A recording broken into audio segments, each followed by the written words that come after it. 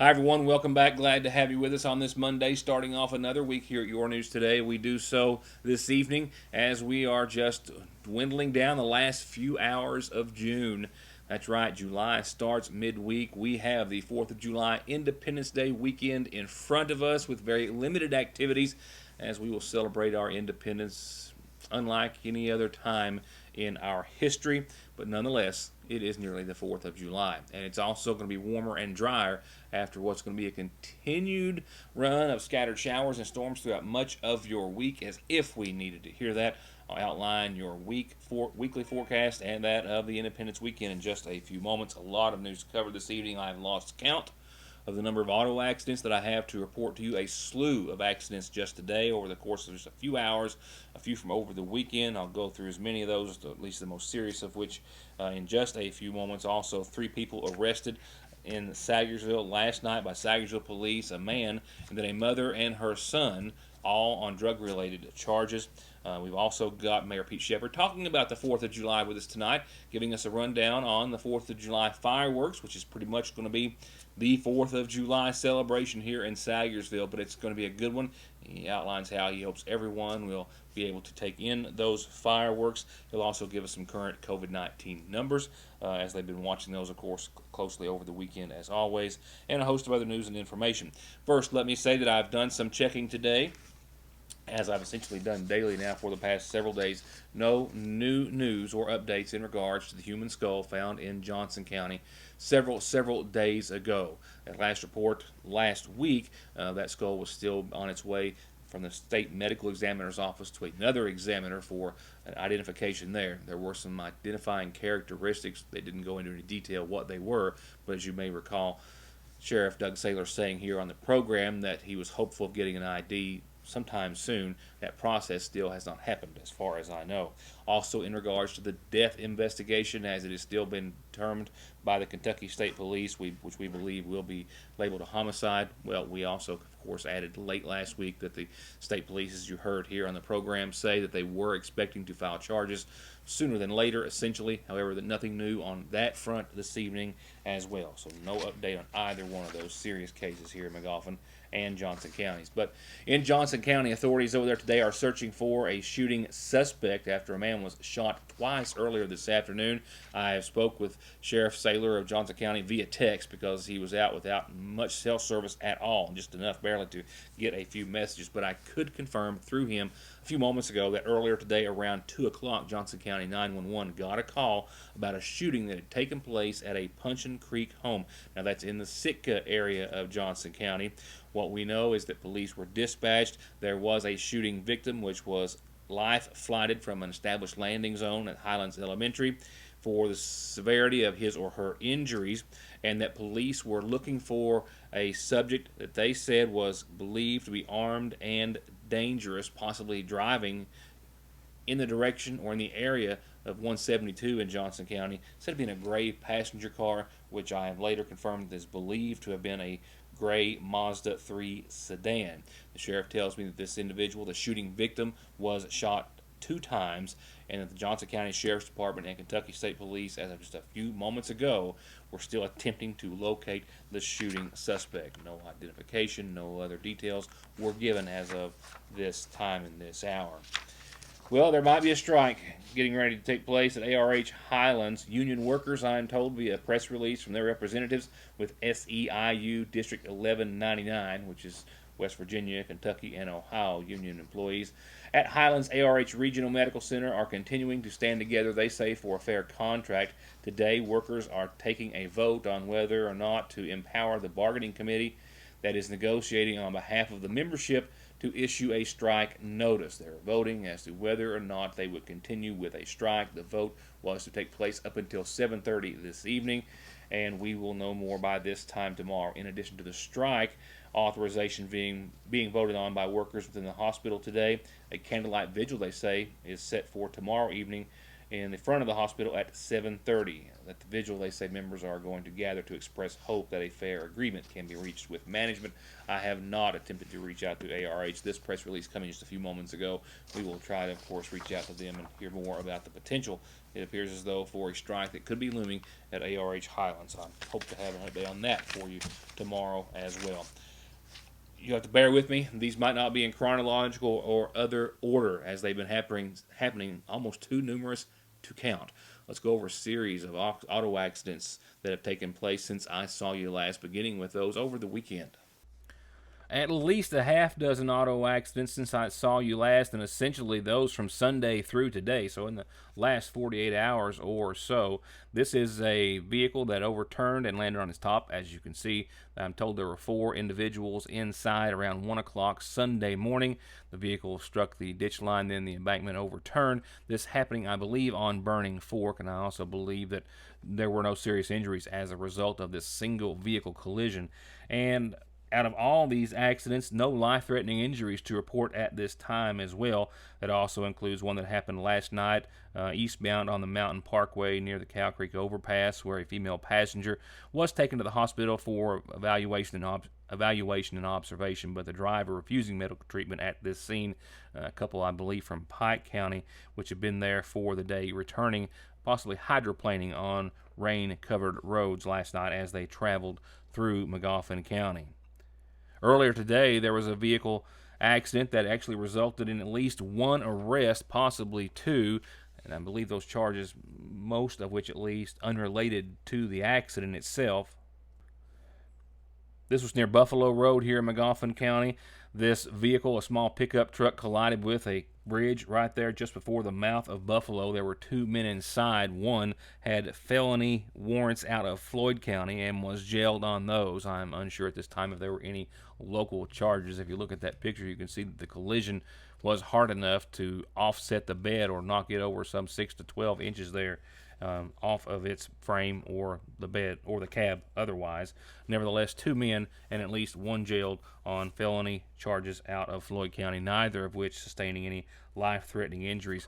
Now, over the course of the past few hours, just before airtime, there was over on Flat Fork an accident involving a dirt bike and a passenger car. The 2 sideswiped, if you will, a juvenile on the dirt bike, which was taken, I believe, to the hospital by a family member for non-life-threatening injuries. And then there was also an auto accident on Ivington Hill on 114, in which the weather may have been a contributing factor, in which a pickup truck left the roadway and went over the embankment also, resulting in non-life-threatening injuries. No photographs available of the auto accident on 114 or the dirt bike accident, but at least 6 auto accidents that I'm aware of, and glad to report, all minor injuries at most. Sayersville Police Officer Mike Nichols made an arrest last night of 3 people coming through Magoffin County, a male driver, a female passenger, and her male son, all on drug-related charges, possession of marijuana and possession of methamphetamine. This after a vehicle was noticed by Nichols running off the road on numerous occasions, or nearly running off the road on numerous occasions, before he made a traffic stop. In Nichols' arrest citations, it details that when he approached the vehicle, he smelled what he thought was marijuana, and he also witnessed the driver stuff what ended up being a container with some methamphetamine in his pants. There was also another container in the vehicle at the foot of a female passenger, which had a large number of items in it, drugs and paraphernalia, altogether over an ounce of marijuana, scales, several pipes, a quantity of methamphetamine, and a laundry list of other drugs and paraphernalia, all discovered in the vehicle. The driver was arrested and faces various charges.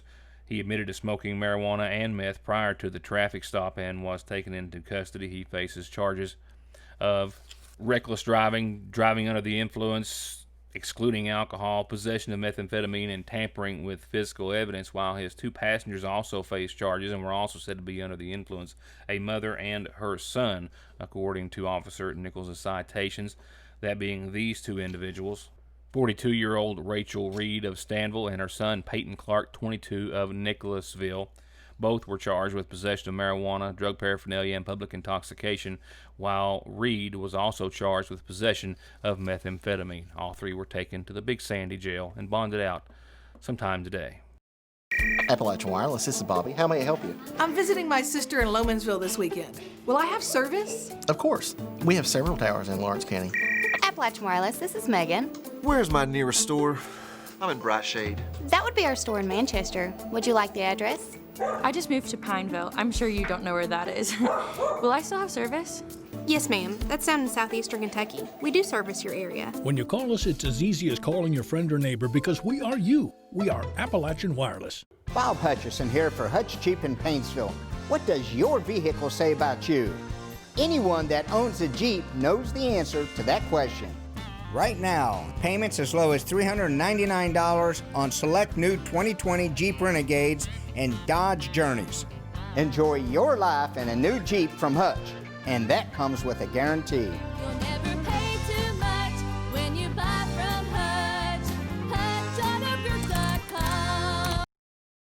Come to Parkway Pharmacy in Sayersville and get your prescriptions filled, your over-the-counter medications, and immune system boosters, all from the safety and comfort of your own vehicle, either in their drive-thru or with their new curbside service. You can also call ahead or just download the MyGNP app, that's Good Neighbor Pharmacy, and refill and manage your prescriptions right from your device, helping you and yours stay healthy and safe. Parkway Pharmacy in Sayersville, 349-4400. There is never a good time for a breakdown. They will happen, and your car at some point is going to need some repairs and maintenance. And Black Smoke Performance is open and here with professional, fast, safe service. And just in time for warm weather, they now have certified full air conditioning, diagnostics, and repair to keep you cool in whatever you drive. Black Smoke Performance, 349-8785. All Pro understands that we are all just trying to make it through these most difficult of times, and they want you to know that they're here to help with any repairs or projects that you need done. Big or small, doesn't matter.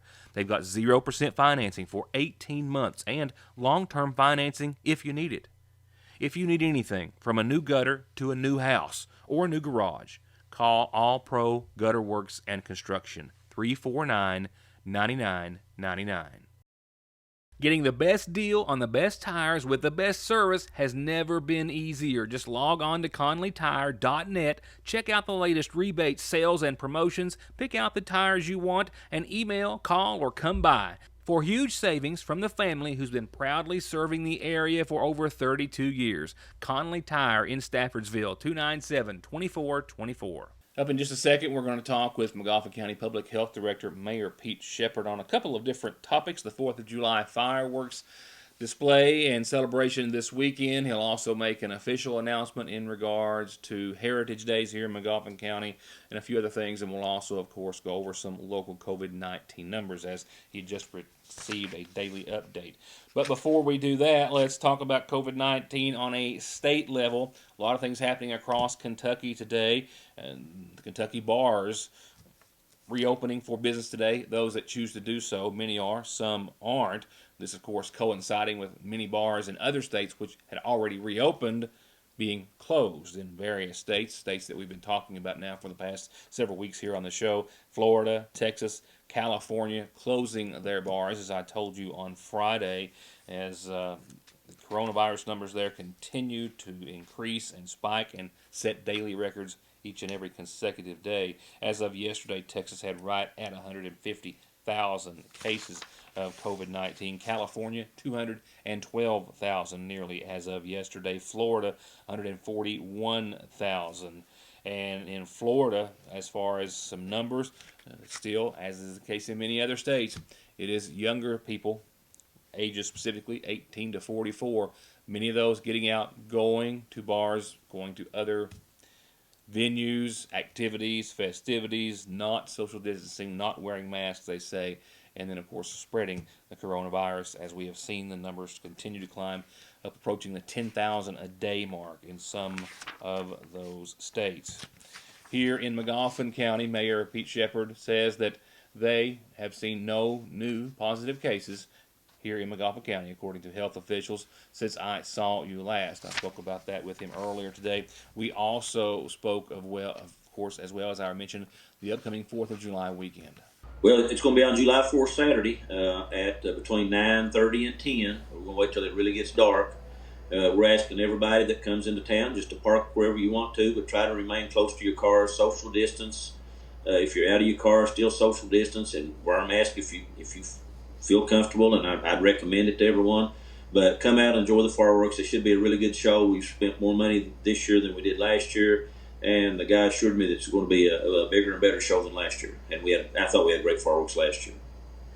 And that'll pretty much sum up the 4th of July for us, won't it? That pretty well sums it up. Everything else has been canceled. No parade, no Miss Firecracker pageants or anything like that. And as you know, Community Day's been canceled, and I might as well make it official that Heritage Day is going to be canceled too, because Sorghum Festival came out yesterday, and I think they canceled it. So all the festivals, Apple Day, all of them are going to be pretty well nixed for this year. So have you gotten today's numbers and give us just a synopsis of where we've been for the last couple of days? Okay, yeah, sure. We've had 867 tests up to today. We've had 852 negative. 4 have been positive, as we all know, and they're all been recovered. And now we just have 1 in isolation. I think they'll be coming out on Monday or Tuesday of next week out of isolation.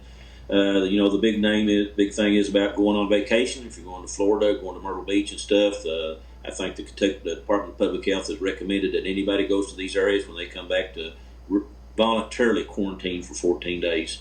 Voluntarily quarantine. That's not mandated yet. It just depends, I think, on how many more cases we get that we can put in that area. I know Pikeville had 13 over the weekend positive cases, and I think more than half of them was related back to being either in Myrtle Beach or Florida. Has there been any discussion on the state level, reaching down to the local level? I don't know that we're there yet, but a lot of these states are having to backtrack. I don't think we're not to that point. I don't think based on the numbers, but are we looking out for that? Well, we're always looking for that spike, and in this area in eastern Kentucky, it's kind of, except for Pikeville now, that's got just this little kind of hot spot up in there that from vacationers, we've basically made on a flat line, and I think that's good for us. I think we've opened slower than some of these other states. Today is the first day that the state of Kentucky will have the bars open, which is Florida and I think Myrtle Beach opened up almost a month or a month and a half ago with all this other, the beaches and the bars and things like that, where there's a lot of people gathered. So in our area, I don't think opening the rest of everything up is going to affect us a whole lot. I hope it doesn't, but I think we need to watch Fayette County, Jefferson County in that area to see what happens there, because whatever happens there will affect us. The governor will make it on statewide. He just not going to make it on a regional basis, decisions like that. So. Now, going back to Kentucky openings, in addition to the bars reopening today, a lot of other things are also coming back online. Group gatherings are now allowed of 50 people, up to 50 people. Also, public swimming pools are open. Convention centers and the like also open today. And some youth sports, with as many as 50 people in the stands, also allowed to start to take place across Kentucky. In a lot of places, they sadly will not, like Magoffin County, of course, where they, out of an abundance of caution, canceled the season for this year for our youth baseball and softball. Also, opening up today, Kentucky long-term care facilities able to have visitors starting today. Our nursing homes across the Commonwealth are opening to visitors, where they will be required to wear masks, have their temperatures taken, and practice social distancing, wash their hands, and go through all the protocols. Now, we did reach out here at Mortimer Media Group, Your News Today, and the Sayersville Independent today to the Sayersville Nursing and Rehabilitation Center and spoke with their representatives today, who have confirmed that they are in a meeting or planning to be meeting this week to be announcing some sort of plan for visitation and the like to start, I believe, midweek. So we will be talking with those individuals hopefully as soon as tomorrow to let you know what they have planned and how they're going to address the situation here locally at the Sayersville Nursing and Rehabilitation Center. I'll be right back. Well, we've got another deal for you at your Sayersville Lee's Famous Recipe. No, we've got a bunch of deals for you at your Sayersville Lee's Famous Recipe. Clip this coupon out of the Sayersville Independent this week, and you can still get $5 off any 16-piece or 20-piece family meal deal of chicken any way you like it. But look, There's a buy one, get one half off for any fish dinner or any steak dinner, and you can even mix and match. Buy a fish meal, get half off a steak, or vice versa, and there's a coupon in there for $1 off any combo meal at your Sayersville Lee's famous recipe. And you can call ahead, prepay, or drive through, and rest assured that they're taking every precaution possible to keep you and their employees healthy, happy, and fed at your Sayersville Lee's.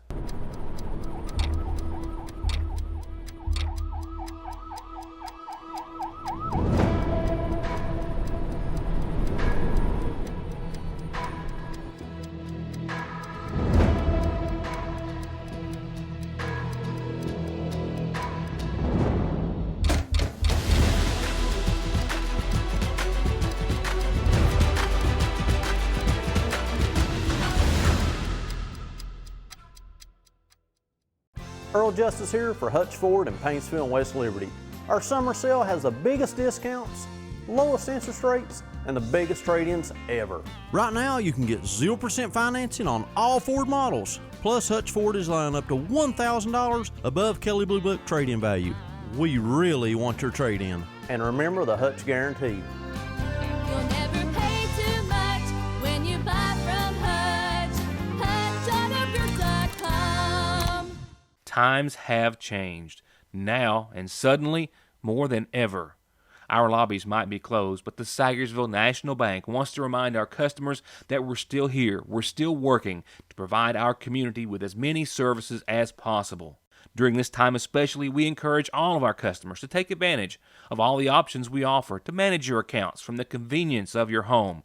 24-hour internet banking and bill pay, 24-hour telephone banking, remote deposit, automatic loan payments, and wire transfers are also still available to our customers. And we're still here during our normal hours. Mondays through Fridays, the main drive-thru is open from 8 until 3, and the branch drive-thru is open from 8 until 5. And the branch drive-thru is also open on weekends, Saturdays 8 until noon, with ATMs available 24/7 at both locations.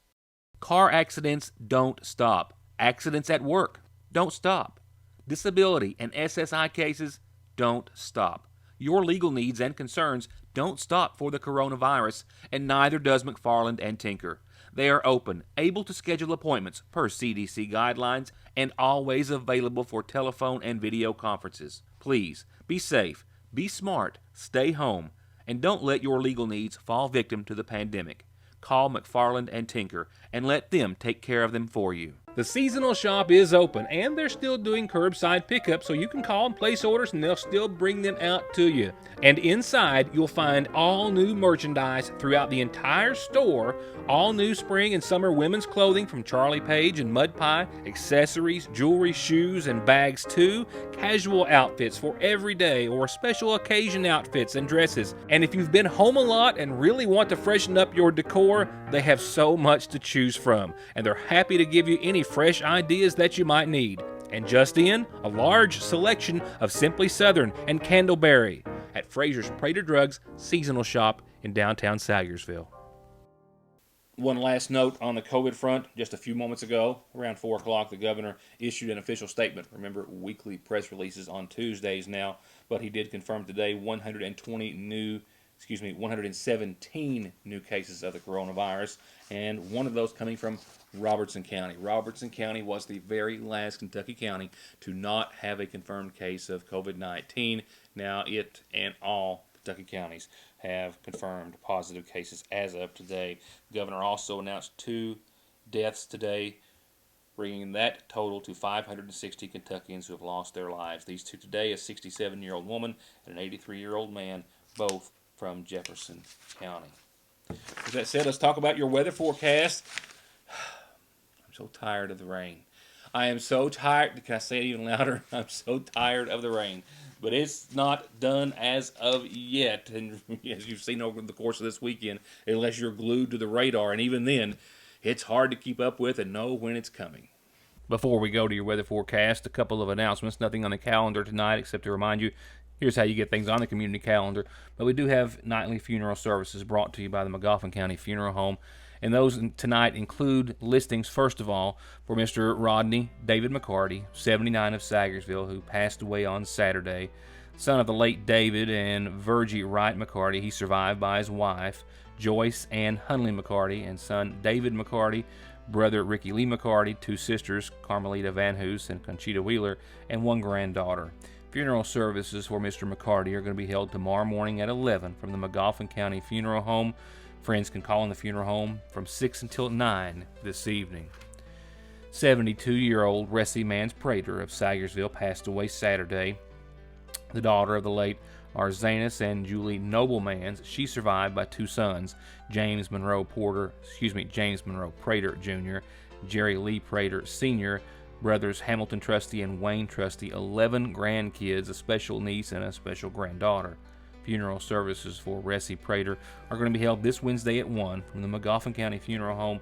Visitation will be from noon until services begin this Wednesday.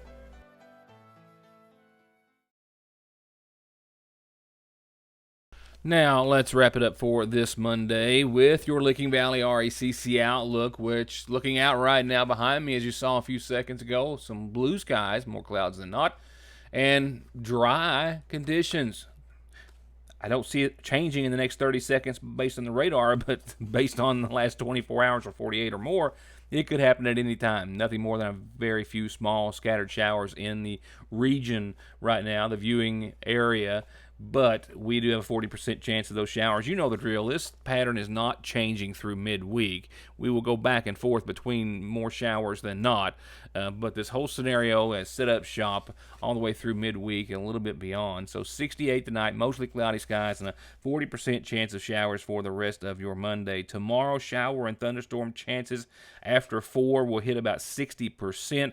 We're talking about maybe a quarter of an inch of rain on the high side, unless you get under a thunderstorm. And if anybody and everybody, we've all seen what those can do and how quickly they can pop up over the past several days. That scenario stays in play for the next couple of days. So 81 tomorrow, cloudy, a 60% threat. Wednesday, more so, 81, more clouds, and an 80% chance of showers and thunderstorms.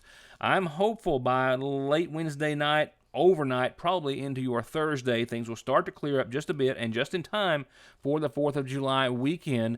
Thursday, 85, mostly sunny, and only about a 30% chance of showers throughout much of the day, but only 30%.